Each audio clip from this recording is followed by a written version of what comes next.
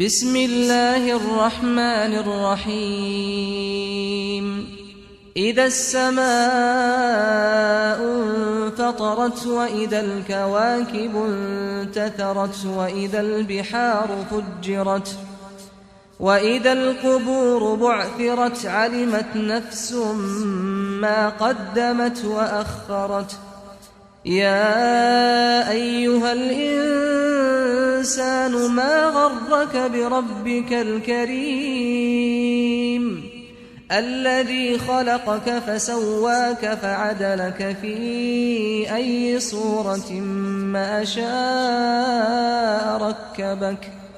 كلا بل تكذبون بالدين وإن عليكم لحافظين كراما كاتبين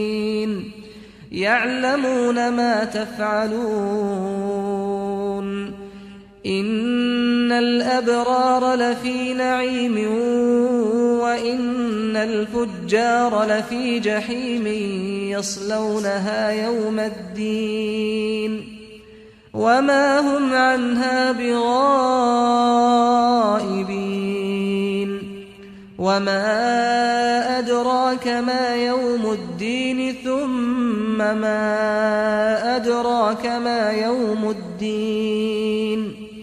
يوم لا تملك نفس لنفس شيئا والأمر يومئذ لله